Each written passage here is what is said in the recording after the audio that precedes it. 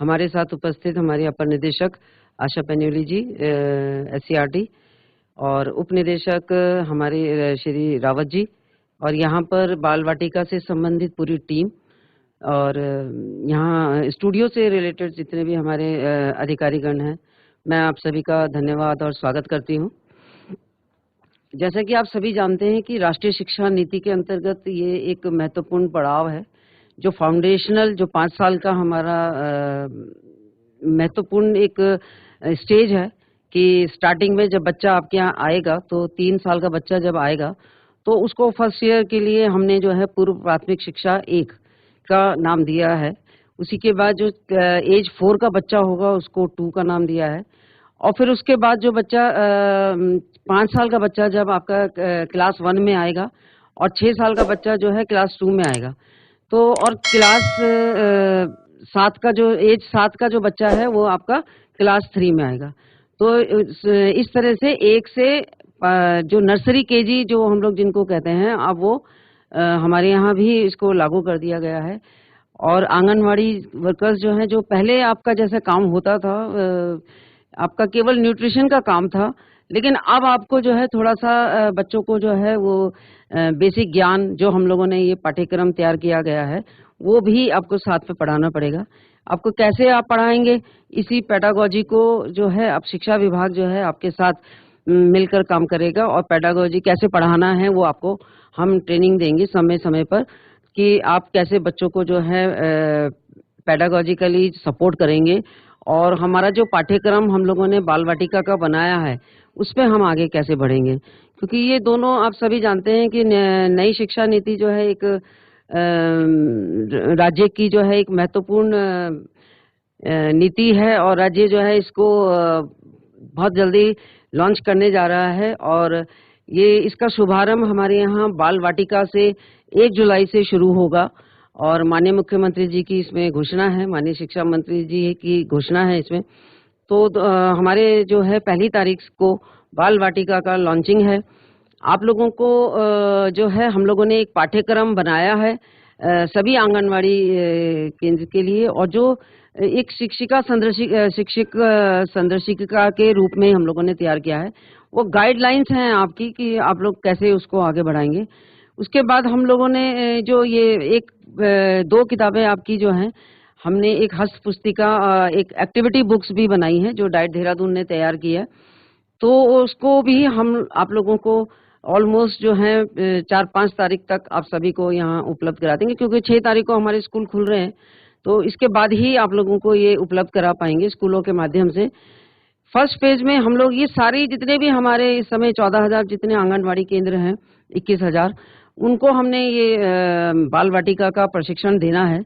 लेकिन first phase में हम लोगों ने उन आंगनवाड़ी केंद्रों को लिया है जो हमारे राजकीय विद्यालयों के साथ स्थापित हैं, हमारे राजकीय विद्यालय के परिसर में स्थित हैं। उनको हमने फर्स्ट फेज में आइडेंटिफाई किया है। इस तरह से हमारे जो हैं वो 6100 आंगनवाड़ी ऐसे हैं जो हमारे राजकीय विद्यालयों के साथ और परिसर में ही संचालित हैं। लेकिन उसमें से जो है 4454 जो हैं वो आपके जो केंद्र हैं वो उनमें बच्चे हैं। बाकी में अभी जो है 1100 के करीब जो स्कूल हैं उसमें आंगनवाड़ी केंद्र हैं, उसमें बच्चे नहीं हैं। तो इस फर्स्ट फेज में हम लोग 4457 केंद्रों को जो है संचालित करेंगे फर्स्ट फेज में।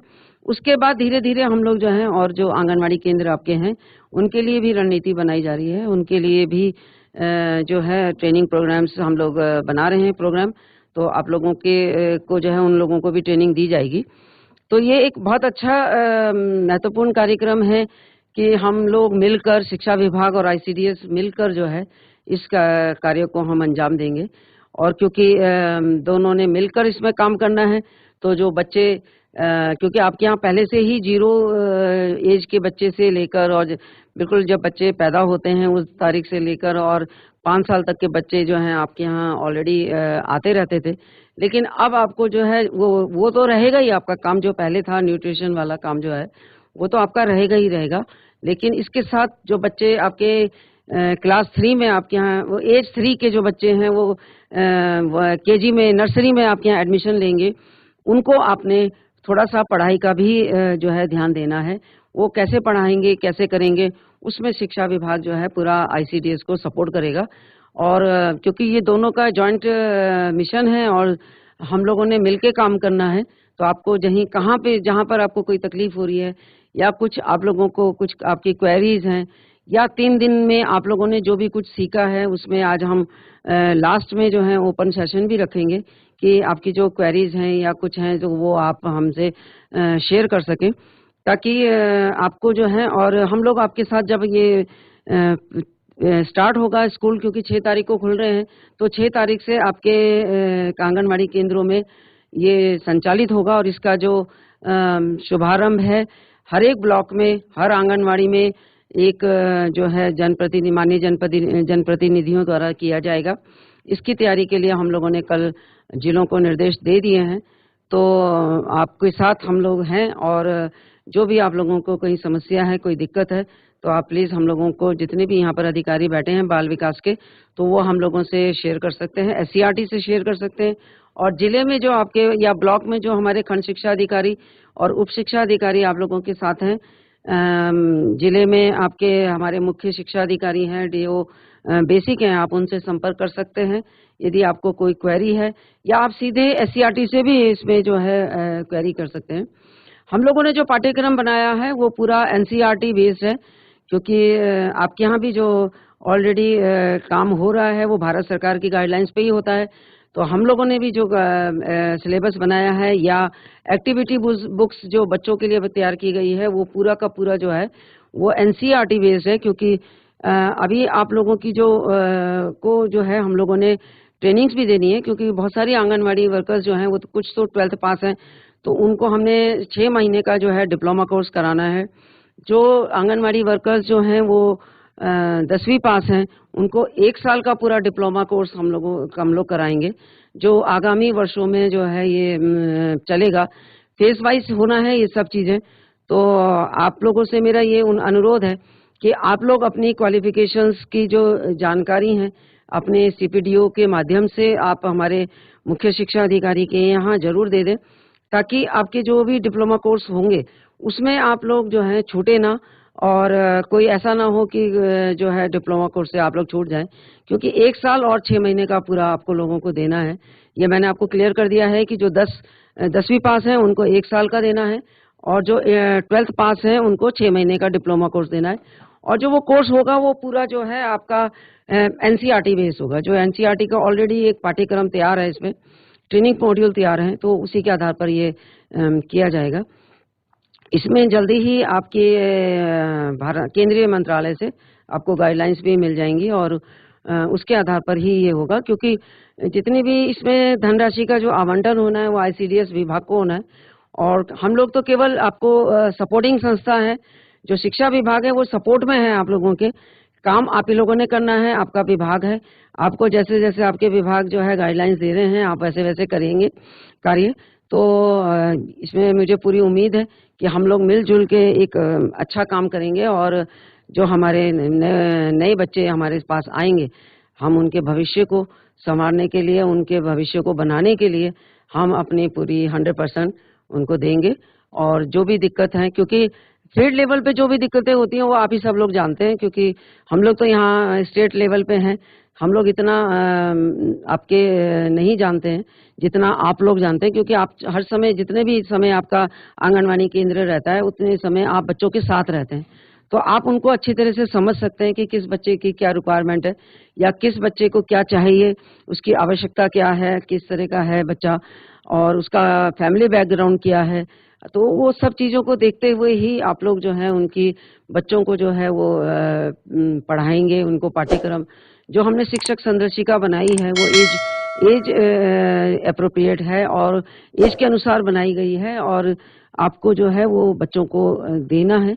यदि उस शिक्षक संदर्शिका में हम आपके सुझाव भी आमंत्रित करना चाहते हैं कि यदि आपको जब मिलेगी, यदि आपको कुछ उसमें लग रहा है कि कुछ डिफिकल्ट है, उसको और हमें क्लियर करने की आवश्यकता है, तो आप बेझिझक हम लोगों को अपने सुझाव दे सकते हैं, क्योंकि हम उसको जो है और अधिक आपके आंगनवाड़ी वर्कर्स फ्रेंडली बनाना चाहते हैं उसे, कि वो आपके लिए इजी हो, यूज में करने में इजी हो, और आप उसको अच्छे से समझ सकें, तभी जब आप समझ पाएंगे तभी आप बच्चों को भी जो है उसको वो दे पाएंगे जो कुछ हम कहना चाहते हैं या हम कुछ जो आप लोगों को उपलब्ध कराना चाहते हैं।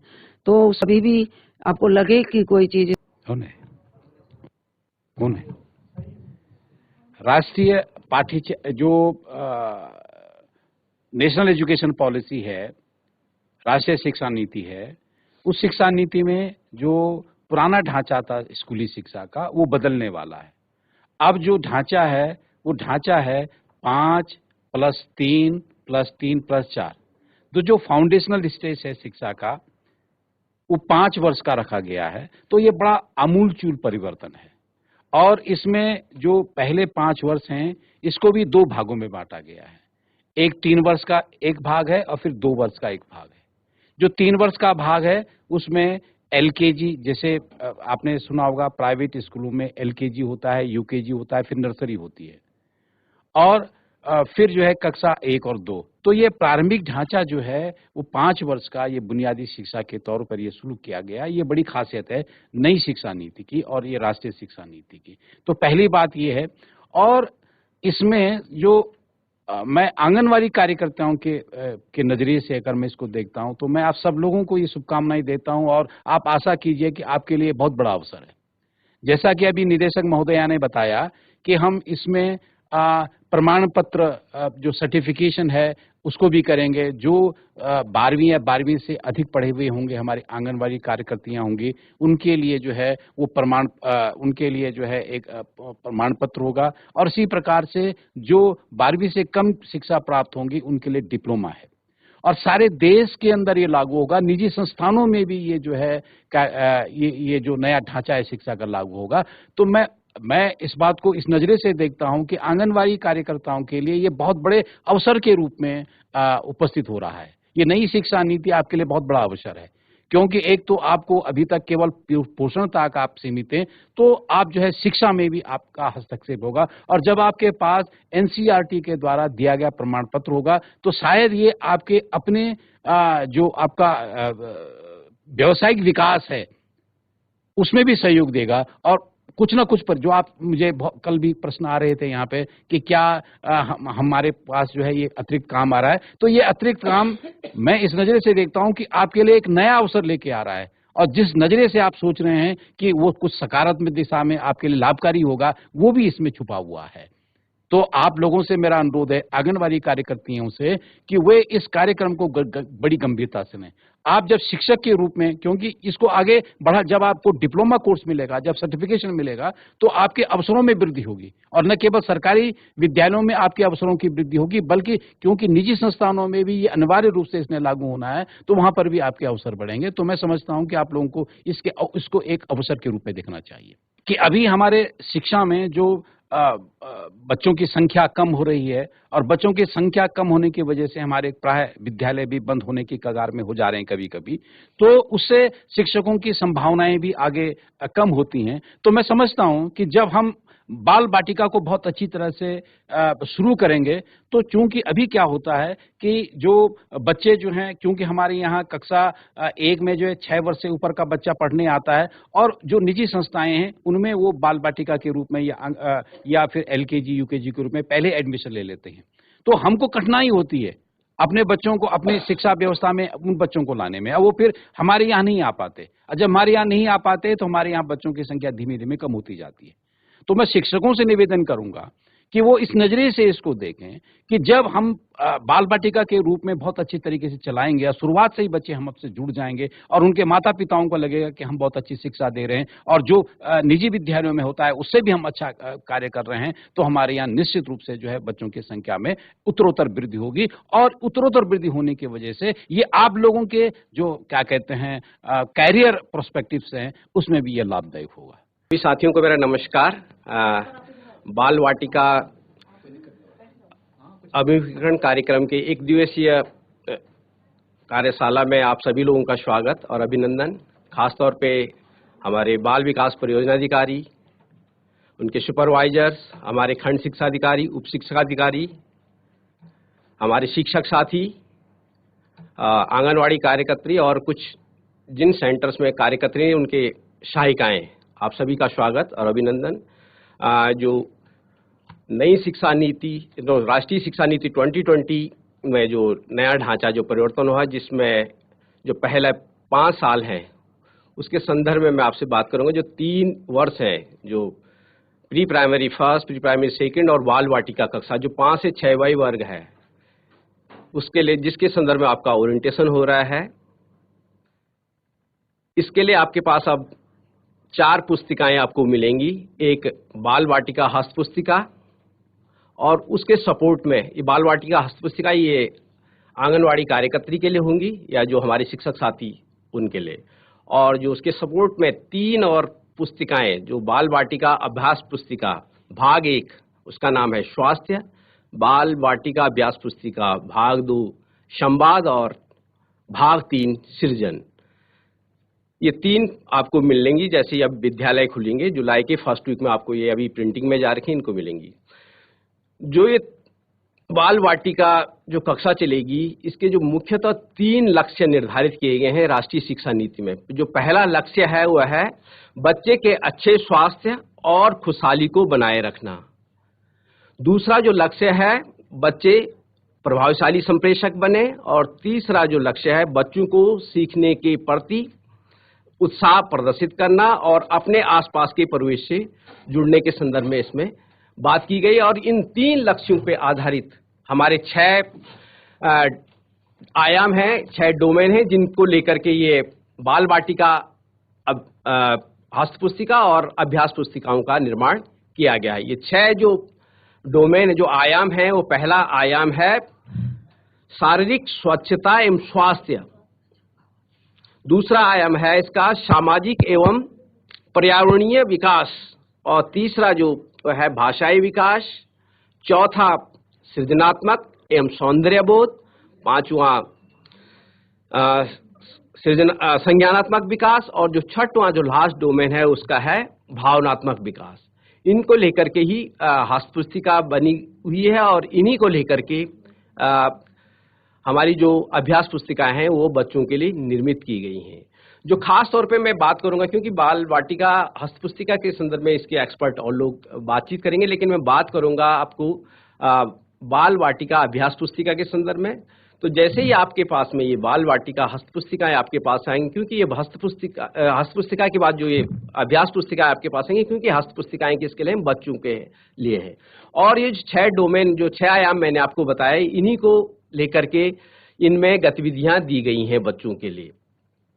और इनको 3 अलग अलग जो मैंने आपको लक्ष्य बताए थे। पहला जो लक्ष्य जो मैंने कहा था कि बच्चे के अच्छे स्वास्थ्य और खुशहाली बनाए रखने पे ही हमारा पहली अभ्यास पुस्तिका बनाई गई है, जिसका नाम है स्वास्थ्य, भाग 1 स्वास्थ्य।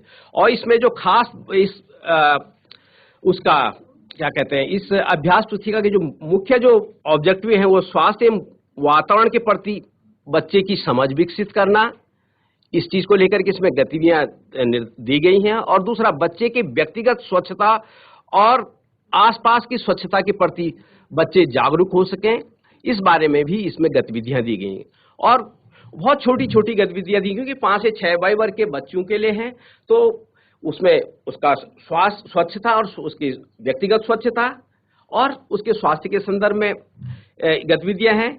उसका जो परिवेश से संबंधित, परिवेश में चाहे वो विद्यालय का उसका जो कक्ष है, और जो विद्यालय का जो वातावरण, जो उसका खेल का मैदान, उसको कैसे स्वच्छ रखें, वो अपनी व्यक्तिगत स्वच्छता कैसे रखें, इस पे कौन सी चीजें उसके लिए बच्चे के लिए सुरक्षित हैं और कौन सी चीजें असुरक्षित हैं, इसको लेकर के कुछ मिलान करने वाली एक्टिविटी हैं। और कौन सी गतिविधि में बच्चा इस तरीके से इसमें और कुछ गतिविधियां इसमें जो पहले वाले उसमें स्वास्थ्य में उसमें गतिविधियां दी गई, हमने वो दे रखी हैं। स्थूल और सूक्ष्म मांसपेशियों का विकास कैसे हो सके, उसमें जो पैटर्न्स टाइप के हैं, डॉटेड लाइंस, उनको मिला करके वो कैसे करके उसमें बढ़े, या कैसे पेपर जो हम कोलाज वर्क को लेकर के भी कुछ गतिविधियां उसमें दी गई हैं।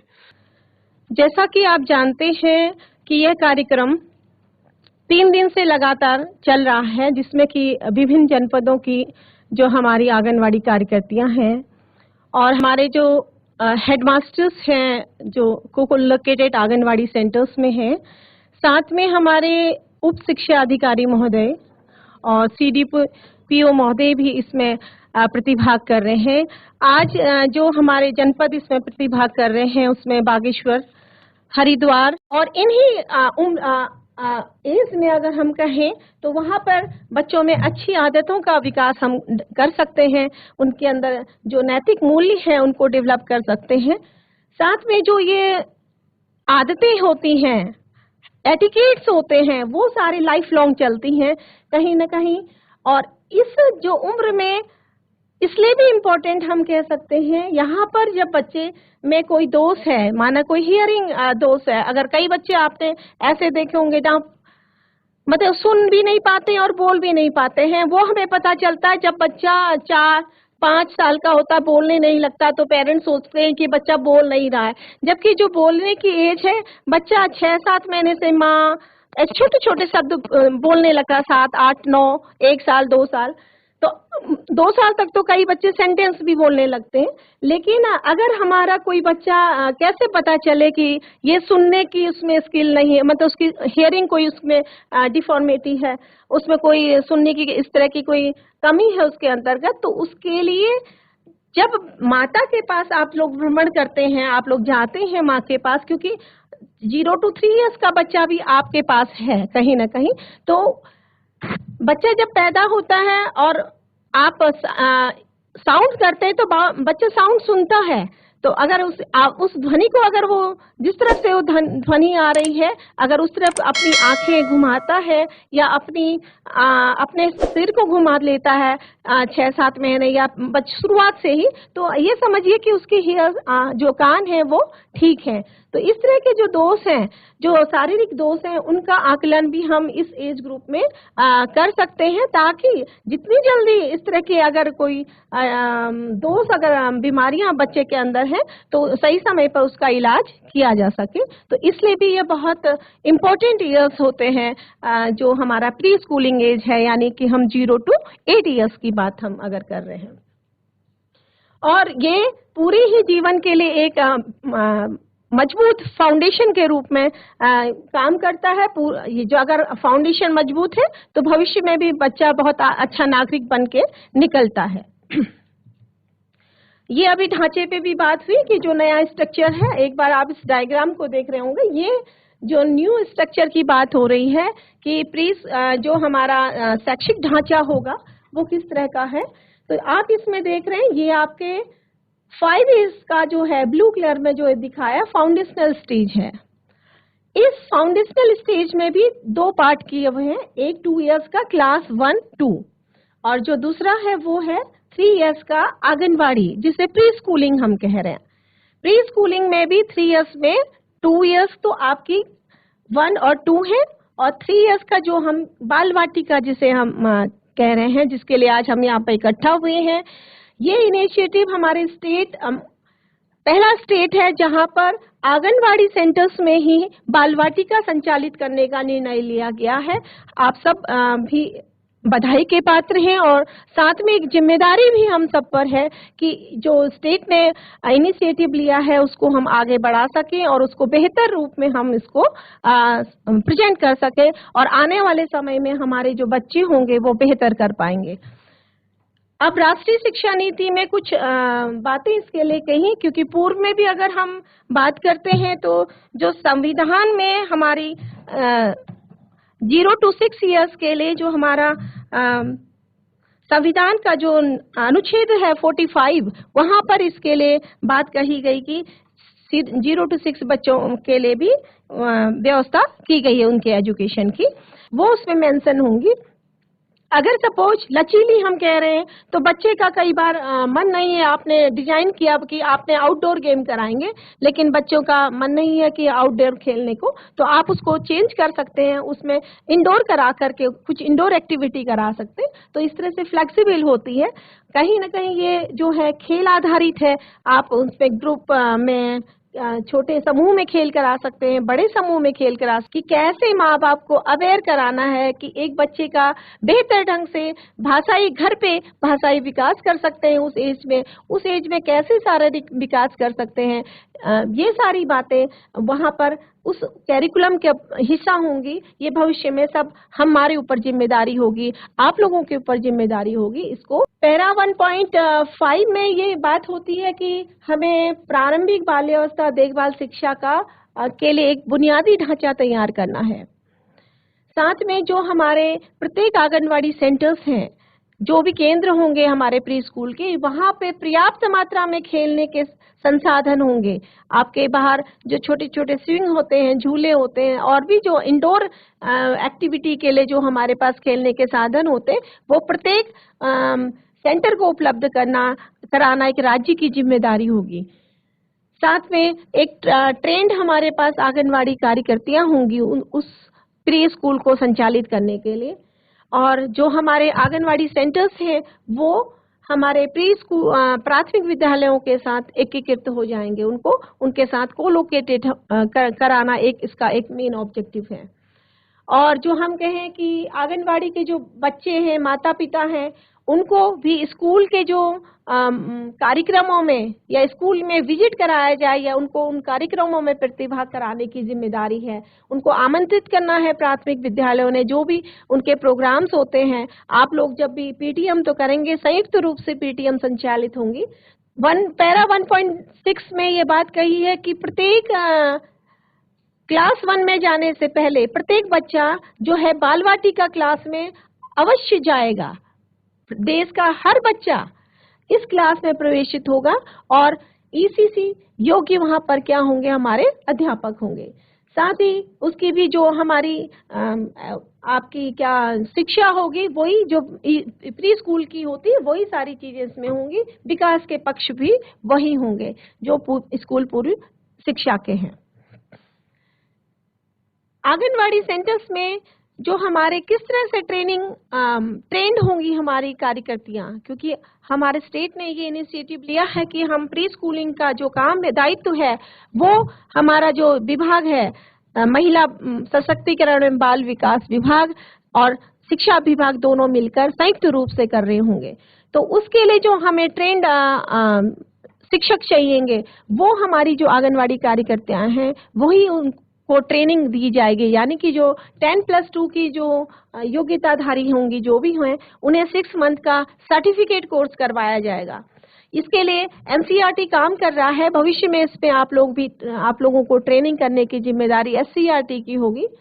और 10+2 से जो कम हैं, यानी जो हाई स्कूल पास है, उनके लिए 1 वर्ष का डिप्लोमा कोर्स करवाया जाएगा। और जो ये 2 कोर्सेज हैं, एनईपी ये कहती है कि इन दोनों कोर्सेज को आप ऑनलाइन और ऑफलाइन दोनों मोड में एक साथ संचालित करेंगे।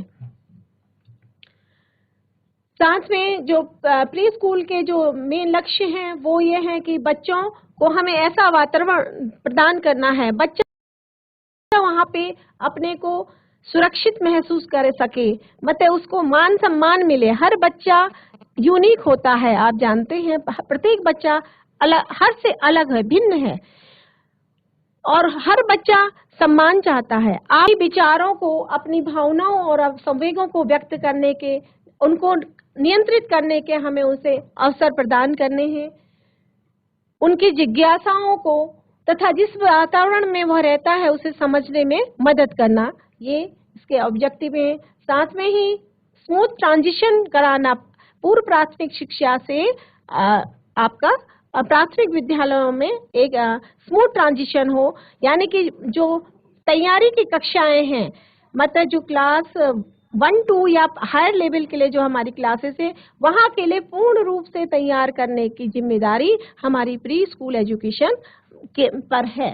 हमारे कुछ विकासात्मक लक्ष्य जो कि एनसीईआरटी द्वारा उनका जो कैरिकुलम डिजाइन किया था इससे पूर्व, उसमें जो लक्ष्य दिए हैं, कार्य योजना बनाएंगी तो 5 डेज तो आपकी एक्टिविटियां चलेंगी। सैटरडे आप इस पर एक पूरे सप्ताह की कार्य योजना आपको तैयार करनी होगी, जिसका अनुश्रवण, जिसका हम कह सकते हैं निरीक्षण, और किस तरह से इम्प्लीमेंटेशन कर रहे होंगे, ये दायित्व तो हमारी हेड मास्टर्स जो वहाँ पे प्राथमिक विद्यालय में होंगे वो लोग उसको देख रहे होंगे। लेकिन कार्य योजना आपको तैयार करनी होगी पूरे वीक की, और उस कार्य योजना में आपको ये ध्यान रखना है कि जो सारे डोमेन हैं, हमारे जो 6 डोमेन हैं, उन 6 डोमेन्स को कवर करते हुए गतिविधियां कराई जाएं। प्रत्येक दिवस 6 के 6 डोमेन्स को आपने उसमें शामिल करना है और उन डोमेन्स के साथ ये भी आपने ध्यान रखना है कि जो है गतिविधियां हैं वो इंडोर भी हों, आउटडोर भी हों, एक्टिव भी हों और आपकी बिल्कुल शांत हो। एक साथ बच्चा कहीं पर बैठ के काम कर रहा है, इंडिविजुअल हो सकती है, ग्रुप में हो सकती है, तो इस तरह से आपको उनको डिजाइन करना है। ये जिम्मेदारी आपके ऊपर है। आपको ट्रेनिंग के दौरान भी ये सिखाया जाएगा, ये बताया जाएगा कि किस तरह से आपको ये टाइम टेबल आपका फॉलो करना है। साथ में जो आपकी हैंडबुक भी आपको मिली है, उस हैंडबुक में भी ये चीजें दी गई हैं कि किस तरह से आपकी कार्य योजना बनाई जाएंगी। आपको बच्चों की नियमित उपस्थिति के लिए पेरेंट्स से संपर्क करना होगा। ज्यादा से ज्यादा बच्चे आपके यहाँ इनरोल हों, उसके लिए भी आपको काम करना पड़ेगा, क्योंकि जब तक स्ट्रेंथ नहीं होगी केंद्र में, आपके पास 2 बच्चे हैं तो आप बड़े ग्रुप की एक्टिविटी किस प्रकार करा रहे होंगे, ये एक प्रश्न होगा। तो आप अधिक से अधिक पेरेंट्स को मोटिवेट करिए कि आपके यहाँ इस तरह की बाल वाटिका केंद्र संचालित हो रहे हैं, जहाँ पर सरकार पूरा समर्थन, पूरा सहयोग करेगी आगे बढ़ाने के लिए। तो बच्चे निश्चित रूप से आप लोगों के पास केंद्र पे आएंगे।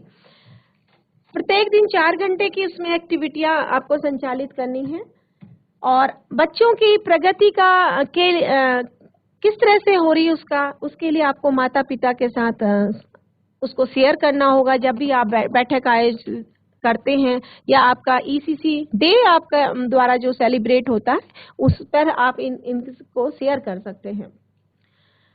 बच्चों के आयु अनुरूप और उनके विकास के अनुसार ही ये एक्टिविटियां डिजाइन होनी चाहिए। बात करें तो आपका आई कांटेक्ट होना चाहिए बच्चों के साथ, बच्चों की आंखों से आपका संपर्क होना चाहिए। बच्चों के प्रयासों की आपको सराहना करनी है। किसी भी तरह का प्रयास है, बच्चा छोटा सा ही प्रयास सही, लेकिन उसके प्रयास की सराहना कीजिए और उसके साथ हमेशा पॉजिटिव व्यवहार रखिए।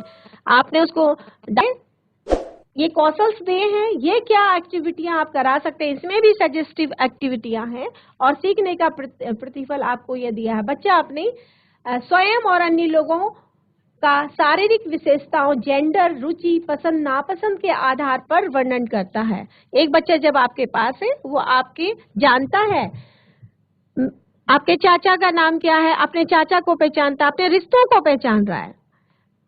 आप जेंडर वाइज मतलब आपका ये महिला पुरुष इस तरह से भी उसमें डिफरेंशिएट कर लेता है, अपनी पसंद नापसंद बताता है, या वो ये बताता है उसके पेरेंट्स को क्या, उसकी माँ को क्या खाना बनाना अच्छा लगता है, माँ को क्या पहनना अच्छा लगता है।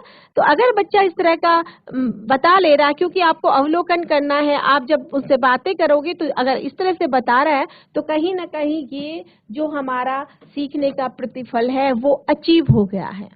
डॉक्यूमेंट है, उसके अकॉर्डिंग आपको काम करना है कि ये आपके जो गोल सीखने के प्रतिफल हैं वो अचीव हो रहे हैं या नहीं हो रहे हैं। उसके अकॉर्डिंग आपने अपनी भी एक्टिविटियां उसमें डिजाइन करनी कि ताकि इन एलओस को प्राप्त किया जा सके। तो ये आपको डॉक्यूमेंट मिल जाएगा, इस पे मैं ज्यादा चर्चा नहीं करती हूँ।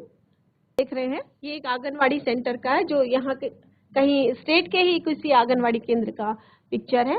आप कहेंगे बहुत सुंदर लग रहा है ये, इसमें कलरफुल दीवार पे भी चित्र हैं, कुर्सियां भी हैं, बच्ची भी बैठी है, डॉल्स भी दिख रहे हैं और ये चार्ट्स भी लगे हुए हैं, बैलून भी लगा हुआ है।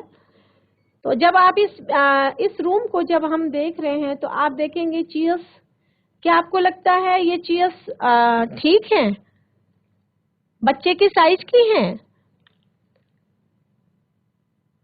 मुझे नहीं लगता कि ये बच्चे के जो पाँव हैं ये जमीन तक पहुंच रहे हैं। अगर हमारे पाँव चेयर में हमें बैठा दिया जाए, ऊंची चेयर है और पाँव हमारे जमीन पे नहीं पहुंचते, तो हम अनकंफर्टेबल फील कर रहे होते हैं।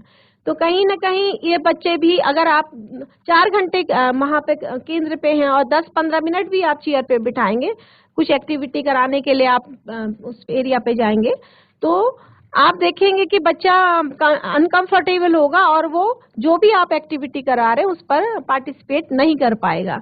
तो जब भी इस कक्ष का जो केंद्र का डिजाइन होगा, उस केंद्र में कैसी सामग्री आनी चाहिए, उन चीजों के लिए हमें ये ध्यान रखना है कि बच्चे के लिए जो है उनकी हाइट के अकॉर्डिंग ही वहाँ पर क्या हो, चीजें रखी जाए, कुर्सी मेज की व्यवस्था वहाँ पे हो। ज्यादातर आप देखते हैं सेंटर पे जो आप करते भी हैं कि जमीन पे बैठ के बहुत अच्छे से एक्टिविटी होती हैं, आंगनवाड़ी की जो गतिविधियां हैं, तो बच्चा कंफर्टेबल होता है। तो आपको एक कॉर्नर पे तो कुछ चेयर्स और टेबल लगा सकते हैं ड्राइंग वगैरह कराने के लिए। साथ में नहीं तो आपके सेंटर पे जो दरी है, दरी की व्यवस्था प्रॉपर होनी चाहिए, और वहां पर ही बच्चा और आंगनवाड़ी जो हमारी कार्यकर्तियां हैं बैठ करके उस पे बच्चों के साथ एक्टिविटी करा सकती हैं। इस तरह से आप अपने कक्ष को सजा सकते हैं। अलग अलग इंडिविजुअली बच्चा खेल सकता है या ग्रुप में खेल सकता है, काम कर सकता है। साथ में जो रीडिंग कॉर्नर है उसमें बच्चे के लिए लो लेवल के सेल्फ आप देख रहे होंगे कि बच्चा खुद जा रहा है, खुद किताबों को पकड़ रहा है, तो सेल्फ भी इस तरह की हो कि लो लेवल की हो। कहानी सुनाती हैं तो बच्चे इन्वॉल्व हो जाते हैं, कहानी सुनाते सुनाते वो आपके पास आएंगे, इतने इंटरेस्ट से आप कहानी सुना रही होंगी तो बच्चे सुनते हैं ध्यान से। तो जो एक्टिविटी क्लासरूम में हो तो एक एरिया हो जहाँ पे कि आप बैठ करके भी आप क्या कर सके, एक्टिविटियों को करा सके। कवर पेज दिखा रही हूँ कि इस तरीके की किताब आपके पास दिए गए जो बिंदु हैं उन्हीं को आधार बनाया गया है, और उसमें जो पैरा 1.1 है, पैरा 1.2 है, पैरा 1.6 है, इन सभी को मुख्य आधार बनाया गया है।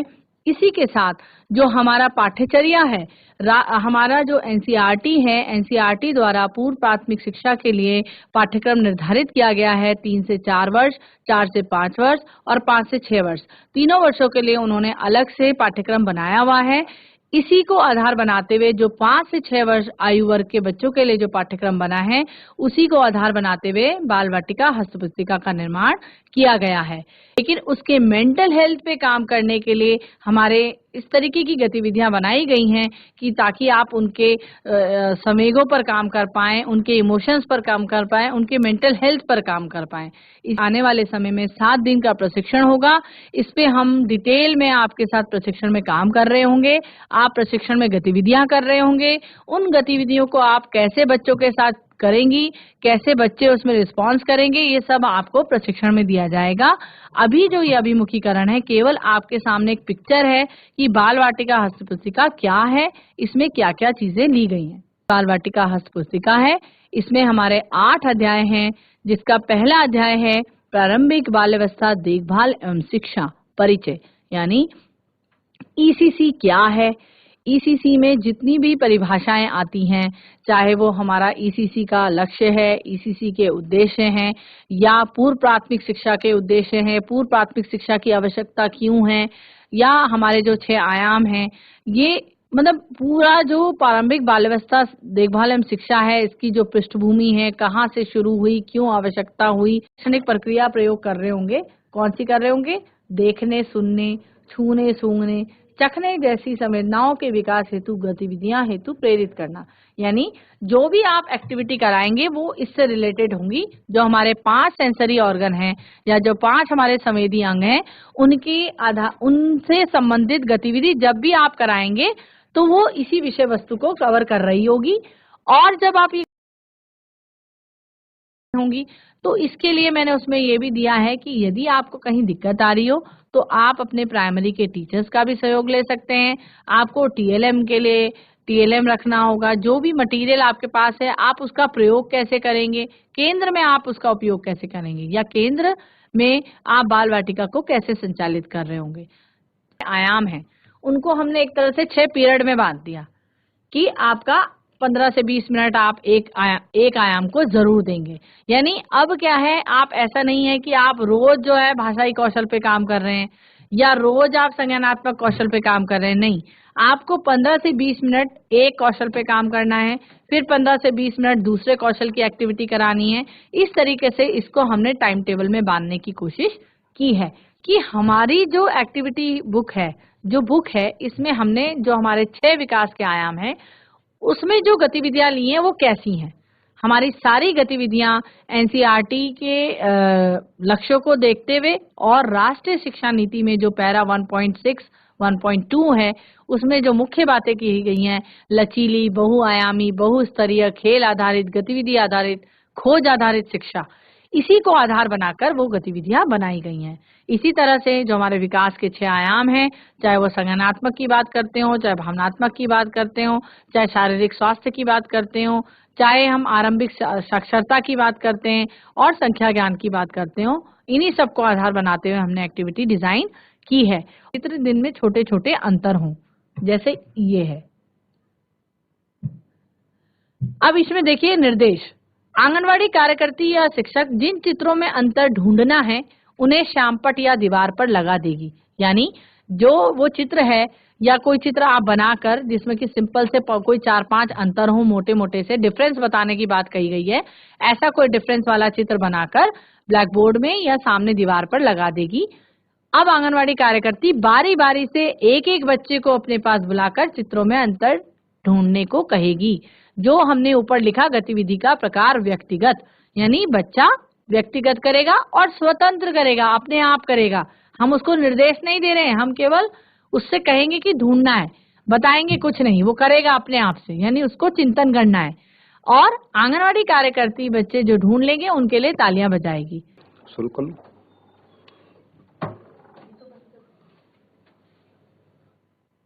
एक मिनट मोबाइल बंद कर लेता हूँ। तो मोबाइल में ये होता है ना, कभी बच्चों को सुरक्षा करना, उनकी देखभाल करना, ये काम है ICDS डिपार्टमेंट का। इसमें 3 डिपार्टमेंट है। एक जो है हमारे जो है ICDS डिपार्टमेंट है, दूसरा हमारा एजुकेशन डिपार्टमेंट है, तीसरा हमारा जो है हेल्थ डिपार्टमेंट है, चौथा ग्राम विकास विभाग है या DPRO है। ये 3-4 विभागों के आपसी कोऑर्डिनेशन से इस प्रोग्राम को हम ज़्यादा बेटर कर सकते हैं। तो सबसे पहले मैं ये देखना ये इसमें है कि हमारे बाल विकास परियोजना अधिकारी जो ब्लॉक लेवल पर होते हैं उनका काम क्या होगा। मैं थोड़ा सभी लोगों को बताना चाहेंगे। यहाँ पर बाल विकास परियोजना अधिकारी भी आए होंगे ब्लॉक स्तर के, हमारे खंड शिक्षा अधिकारी इसमें पार्टिसिपेट कर रहे होंगे, हमारे आंगनबाड़ी कार्यकर्ता इसमें पार्टिसिपेट कर रहे होंगे या सहायिका कर रहे होंगे, हमारे इसमें टीचर होंगे जहाँ कोलोकेटेड आंगनबाड़ी है। तो इनके काम क्या होंगे, ये आप बहुत पहले से आंगनवाड़ी चल रहा है, कोई नई सी बात नहीं है। थोड़ा सा इसमें जो चेंजेज आए हैं वो स्ट्रक्चर में आए हैं। आपने देखा होगा जैसे LKG UKG नर्सरी होता है, किस स्तर पर क्या प्रोग्राम होना, किस स्तर पर क्या प्रोग्राम होना, पहले के सत्र में गंगा मैडम ने आपसे बात कर ली होगी। इसमें सबसे पहले CDPO का काम क्या है। इसमें प्रत्येक जो न्यू एजुकेशन पॉलिसी NEP के संदर्भ में बहुत स्पष्ट लिखा गया है कि जो CDPO होंगे, बाल विकास अधिकारी होंगे ब्लॉक स्तर के, वो महीने में एटलीस्ट 4-5 आंगनबाड़ी केंद्रों का विजिट करेंगे। विजिट के कुछ फिक्स पैरामीटर होंगे, वो एक सपोर्टिंग एजेंसी के रूप में काम करेंगे। वहां पर जो है इंफ्रास्ट्रक्चर को एनहांस करने का काम करेंगे। वहां पर बैठने की व्यवस्था करेगा बाल विकास विभाग, कुर्सी मेज की व्यवस्था करेगा, दरी टाट की व्यवस्था करेगा, पानी वगैरह वगैरह बकेट बुकेट की व्यवस्था करेगा, ब्लैक बोर्ड या अन्य सामग्री की व्यवस्था करेगा। जो भी एक जो है इंफ्रास्ट्रक्चर के अंतर्गत आधारभूत जो चीजें होती हैं, जिनकी नीड होती है कक्षा कक्ष में, उसके लिए जो व्यवस्था मिनिमम रिक्वायरमेंट है उसे फुलफिल करने का कौन, बाल विकास अधिकारी। ये 4-5 विजिट करते रहेंगे। वहाँ शुरू में किसी काम को करने में थोड़ा दिक्कत हो सकती है, परंतु धीरे धीरे जैसे हम प्रैक्टिस में आ जाएंगे तो ये सारी चीजें धीरे धीरे हो जाएगी। इस महीने जो है फर्नीचर दे दिया, दूसरे महीने टाट पुट्टी दे दिया, तीसरे महीने बैठने के लिए पानी पूनी की व्यवस्था हो गई। इस तरह से ग्रेजुअली जो है 2-3 महीने तक, 2-3 महीने के विदिन 2-3 मंथ्स ये पूरा वहाँ पर जो है ये फैसिलिटी प्रोवाइड करवाएंगे ICDS डिपार्टमेंट। ये हर हाल में होना है। और जो रूम होगा वहाँ पर उसको डिजाइनिंग करना, कमरे की व्यवस्था करना, इसके लिए पूरी जो है व्यवस्था करने का उत्तरदायित्व ICDS विभाग का होगा। फिर वहां पर जो आपने सुबह से आए होगा 6 डोमेन है। इसमें 6 मुख्य रूप से डोमेन है, जैसे सृजनात्मक होगा, ज्ञानात्मक हो गया, संवेदनात्मक हो गया, भाषाई हो गया। इस तरह से 5 डोमेन है, इन्हीं पर काम होना है छोटे बच्चों के साथ। और ये जो प्ले किट हमको वहाँ प्रोवाइड होना चाहिए, ये ICDS डिपार्टमेंट करेगा। उसमें एक किट होता है जिसमें जो है विभिन्न प्रकार की खेल सामग्री होती है। पहले भी आपने देखा होगा, बहुत पहले से चली आ रही है चीज, कोई नहीं कुछ नहीं है। उसमें 25-30 आइटम्स हैं, ये सामान उसमें आवश्यक रूप से उस किट में होना चाहिए। वो किट क्या करेगा, ये जो 5-6 हमारे डोमेन है उसकी रिक्वायरमेंट को फुलफिल करेगा। ठीक।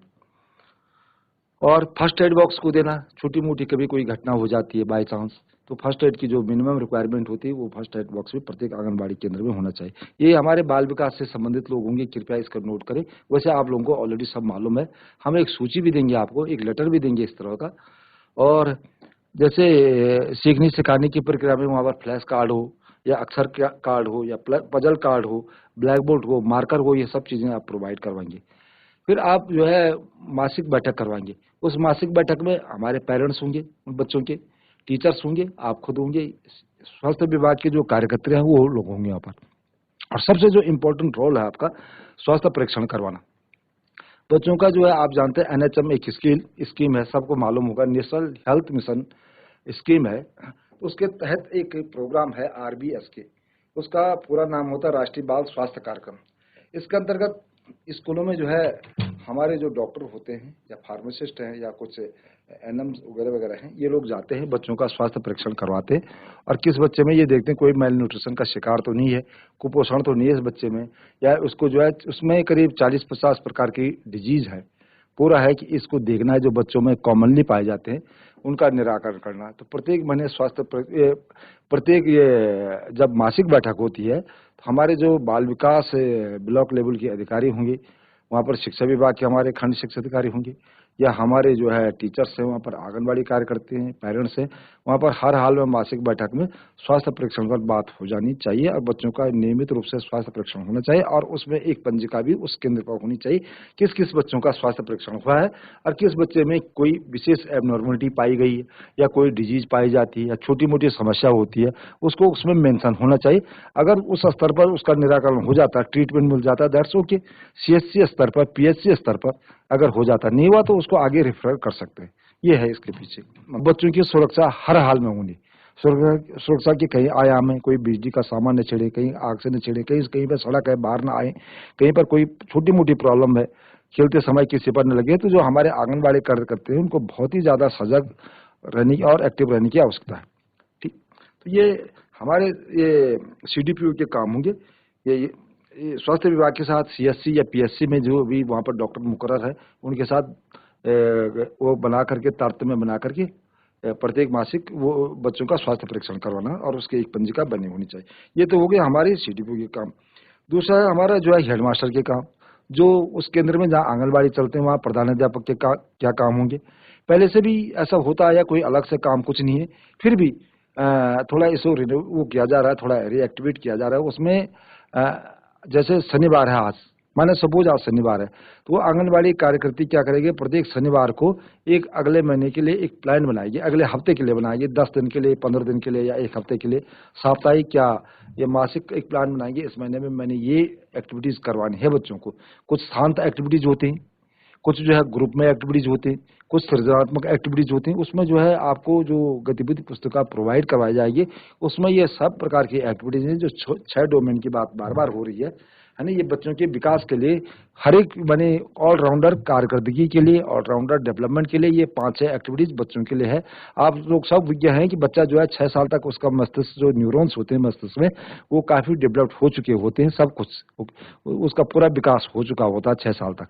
तो मैंने कहने का अर्थ ये हुआ कि मेरे को जो भी एक्टिविटीज वहाँ करवाएंगे उसमें जो सामान होगा वो एक्टिविटीज बेस्ड सामान होगा। इसकी भी एक सूची है, पहले से भी ये कुछ आपको दी भी जाएगी, ये सब लोगों को पता है, आंगनबाड़ी केंद्र में सबको पता है, ICDS वाले भी जानते हैं। और इसमें कार्य योजना बनाएगा हेडमास्टर कि अगले महीने या 10 दिन में, 15 दिन में, 1 महीने के अंदर कौन सी एक्टिविटीज होनी है, उसकी कार्य योजना जो है आंगनबाड़ी कार्यकर्ती बनाएगा और मदद करेगा कौन, उसमें प्रधानाध्यापक विद्यालय का। ठीक, और ये सुनिश्चित करेगा हेडमास्टर कि 4 घंटे जो है आंगनबाड़ी केंद्र रन करे। कुछ लोगों के कल परसों क्वेश्चन आए थे ये केंद्र कब चलेंगे, किस समय चलेंगे। जनरली जैसे स्कूल का टाइम होता है वही आंगनबाड़ी का केंद्र है। आदर्श स्थिति तो यही है भाई, आप भी जानते हैं, जो स्कूल का टाइम है वही आंगनबाड़ी केंद्र का टाइम होगा। उससे क्या होगा, दोनों का तारतम्य बना रहेगा। ये है भी समन्वय स्थापित करना, 4 घंटे चलना है केंद्र को, है ना। उस 4 घंटे के दरमियान क्या क्या एक्टिविटीज कर रहे हैं उसको भी जो है उसको एक्टिविटीज करने में उनको जो है जो आंगनबाड़ी कार्य करते हैं उसको जो है हेडमास्टर क्या करेगा, सहयोग करेगा, उनको देखेगा, उसको मदद करेगा अपने स्तर से, ये भी सुनिश्चित करेगा। 6 डोमेन बेस की जो एक्टिविटीज हैं आंगनबाड़ी कार्यकर्ता के द्वारा की जा रही नहीं की जा रही, उस पर ध्यान दिया जाना जरूरी है। और पेरेंट्स की बैठक बार बार आया, जब पेरेंट्स की बैठक होगी उसमें 2-3 घटक है, हमारे कौन कंपोनेंट है, हमारे अध्यापक है, हमारे जो है आंगनबाड़ी कार्यकर्ता है, ICDS के लोग हैं। पेरेंट्स की बैठक में हर हाल में सभी लोगों का, सभी जो कंपोनेंट्स हैं उनकी उपस्थिति जरूरी है। छोटी बोल दिया हरे रंग लाओ, हमने सीधे बोले पत्ती लाओ, पत्ती का रंग कैसा देख लिया हरा, उससे मैचिंग करवाओ, कोई पर कलर का अलग अलग है आइडेंटिफिकेशन के लिए। बच्चे को पढ़ाई लिखाई का बिल्कुल जोर देना ही नहीं शुरू में, बहुत स्पष्ट सुन लीजिए आप। शुरू में 1-2 साल बच्चा खाली आ जाए, टाइम पर बैठ जाए, उछल कूद कर ले, कुछ एक्टिविटीज कर ले, यही बहुत है ना। वो हमने ये किताब जो दे रहे हैं, ये नहीं कि आपको इतने प्रेशर में बिल्कुल नहीं आना है कि आते ही जो हम किताब चालू कर दें, आते ही हम किताब पढ़ाना शुरू कर दें, ये मॉड्यूल्स है या एक्टिविटीज है। ये धीरे धीरे होता है, अनवरत होने वाली प्रक्रिया है, कॉन्टिन्यूस होने वाली प्रक्रिया है, और एकदम से नहीं होगा। आपने देखा होगा जब आप और हम प्राइमरी में पढ़ते थे, अचानक हमको जो है काम देंगे तो हम स्कूल जाने से रोते थे, डरते थे। और धीरे धीरे 2-4 महीने तक जो है उनको उछल कूदने दो, बच्चों की जो उनकी प्रवृत्ति है उनको करने दो, उनके साथ आप भी नाचो, आप भी गाओ, यही सब करना है ना। जो एक्टिविटीज वो चाह रहा है उसको करने दो, पर ये रखिए ध्यान सुरक्षा का जरूर होना चाहिए, कहीं चोट ना लग जाए किसी पर, कहीं कुछ ये ना अनहैपनिंग इश्यू ना हो जाए, इसका जरूर ध्यान रख करके उनसे आप गतिविधि करवा सकते हैं। तो उसका मन लगा रहेगा, पहली बात तो उसका मन लगना है, उसकी देखभाल करना। धीरे धीरे एजुकेशन तो बात की पहलू आई, ठीक। जो जोशीमठ में आवश्यकता है, कोई जरूरी नहीं कि लक्सर में वही जरूरत पड़ेगी, या काशीपुर में जो नीड है जो मिल सकता है, वो कोई जरूरी नहीं है कि मुनस्यारी या धारचूला में मिले। स्थानीय बेस के सामग्री को भी उसमें होना चाहिए, जिससे बच्चों को स्थानीयता का बोध हो, और जो ये नहीं कि हमने उसके बारे में पढ़ा लिया जो चीज वहाँ होती नहीं है, उसी से पैरेलल जो वहाँ स्थानीय चीज है उसको उनमें इनकॉर्पोरेट सम्मिलित किया जा सकता है। बहुत बहुत धन्यवाद, आप सुबह से बैठे, हम कोशिश करेंगे 10-15 मिनट में इसको बाइंड अप करें। और वो स्वास्थ्य पर आधारित है। मैं इसके कुछ पेज आपके समक्ष प्रस्तुत कर रही हूँ।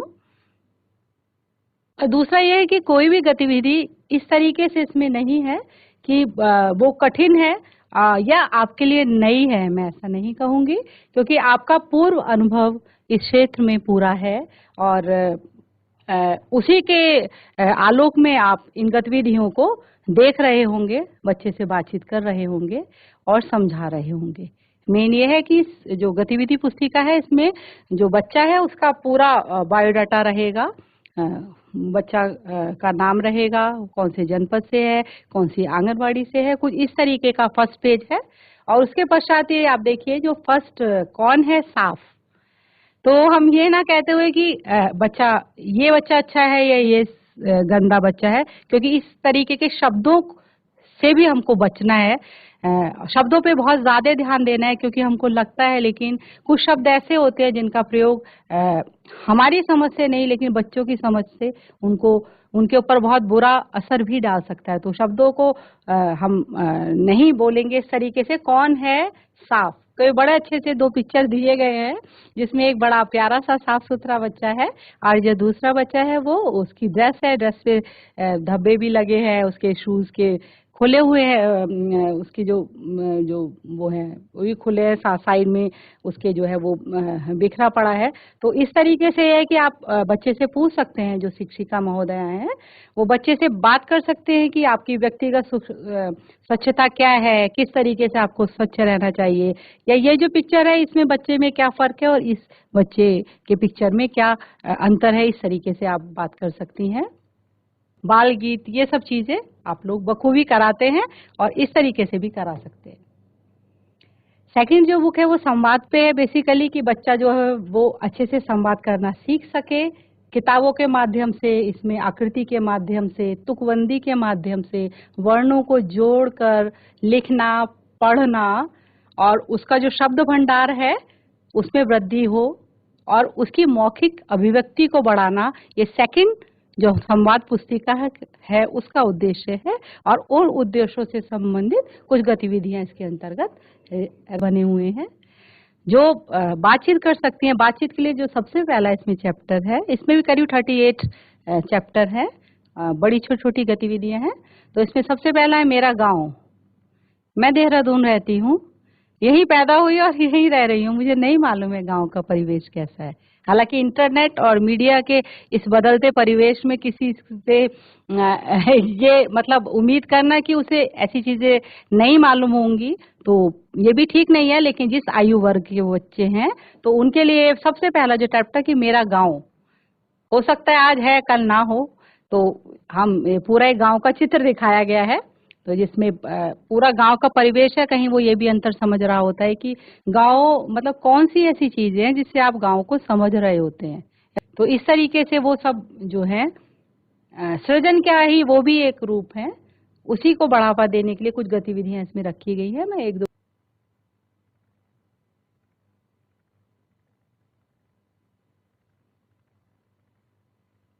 ये भी पूरा जो है वो आर्ट का इसमें भी योगदान है। गिनो और रंग भरो। तो सबसे पहले हम कलर की तरफ बच्चों को ले जा रहे हैं, जो उनको हमेशा ही उनके लिए लुभावना रहता है और हमेशा ही उनको खुशी देने वाली चीज होती है। बल्कि मैं तो ये कहती हूँ कि कलर्स जो है वो बच्चों को नहीं, हमारे लिए भी खुशी का प्रतीक होते हैं। तो इसमें अंक दिए हैं, उन अंकों को केवल उसको कलर करना है। उसको जैसे 2 है तो 2 छाते उधर दिए गए हैं और उसके साथ में ही 2 का अंक बनाया है, तो बच्चा उसको पहचानेगा कि हाँ कहाँ पे 2 है। मैं समझता हूं कि आपके जो प्रश्न था एक ही प्रश्न था और उस प्रश्न पर भी हम लोगों ने ये बताया कि आपको कि उस पर सकारात्मक तरीके से हम आपकी बात को जो है आगे तक पहुंचाएंगे। तो मैं आशा करता हूं, अपनी पूरी टीम को मैं धन्यवाद ज्ञापित करता हूं कि यहाँ पर हमारे उपनिदेशक श्री रावत जी हैं, डॉक्टर उषा कटियार हैं, गंगा गुप्तियाल हैं, हमारे जो आज के एंकर थे श्री नेगी जी, और सारे स्टूडियो में बैठे हुए हमारे अधिकारी और आंगनबाड़ी कार्यकर्ती और शिक्षकों का मैं बहुत बहुत धन्यवाद ज्ञापित करता हूँ SCERT की तरफ से।